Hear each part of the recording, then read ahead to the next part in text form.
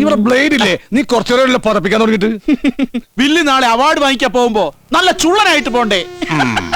അപ്പൊ ശരിക്ക് പറപ്പിച്ചോ. ചേട്ടായി എത്ര പേരുണ്ട്? 3 പേരുണ്ട്. അപ്പൊ 1 മണിക്കൂർ കയറിക്കല്ലേ? ആ അതെ, ഇവൻ ഇടയ്ക്കിടയ്ക്ക് വന്നിട്ട് എത്ര പേരുണ്ടെന്ന് ചോദിച്ചിട്ട് പോകും. ഇവൻ എവിടുന്ന് വരുന്നു വില്ലിനറിയോ?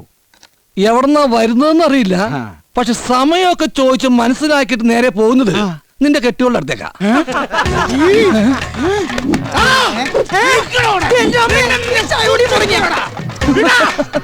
ഇന്ന് രണ്ടിലൊന്ന് അറിഞ്ഞിട്ടേ ഉള്ളൂ.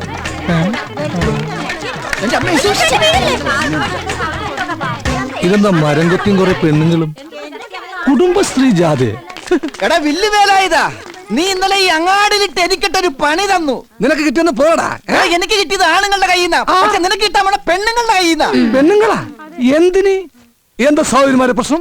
പറഞ്ഞു കൊടുക്ക്. എന്താ പ്രശ്നമെന്നോ? ഈ മണി പറഞ്ഞപ്പോൾ ഞങ്ങൾ സത്യങ്ങൾ അറിഞ്ഞത്. ഇവൻ സത്യം പറഞ്ഞു. നിങ്ങക്ക് 4-5 പേർക്ക് ഞാൻ കാശ് തരാമെന്നുള്ള കാര്യം സത്യമാ. നാളെ അവാർഡ് കിട്ടുമ്പോ ഞാനത് തിരിച്ചു തരും. 4-5 പേർക്കോ? ഈ ലിസ്റ്റ് കണ്ടോ?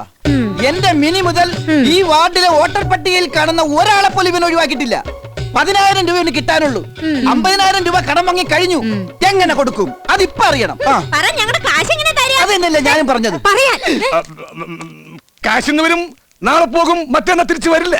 പക്ഷേ രാജ്യം നേരിടുന്ന ഭീകര ഭീഷണി, ആഗോള സാമ്പത്തിക തകർച്ച, ആസിയൻ കരാർ ഉണ്ടാക്കാൻ പോകുന്ന അപകടം, കേരളത്തിൽ എങ്ങിങ്ങായി അരങ്ങേറുന്ന സ്ത്രീപീഡനം, പ്രകൃതിക്ഷോഭം, ആന്ധ്രവായു, ഇതിലെല്ലാം പ്രതിഷേധിച്ചുകൊണ്ട് ഞാൻ എന്റെ അവാർഡ് നിരസിക്കുന്നു.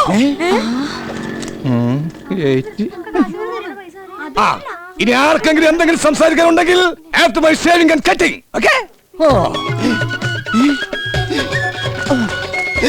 ഇതൊക്കെ അവന്റെ തട്ടിപ്പാണ്. വിടരുതവന്. ചെല്ല്, വേഗം ചെല്ല്.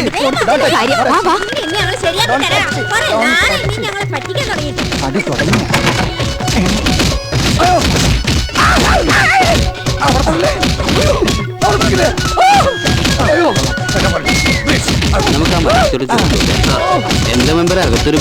അകത്ത് ഗ്രാമോത്സവത്തിനുള്ള വില്ലടിച്ചാമ്പാട്ടിന്റെ റിഹേഴ്സൽ നടക്കുക ആണല്ല, പെണ്ണുങ്ങളാ.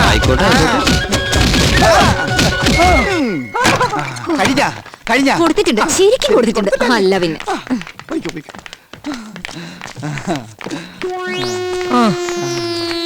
ആ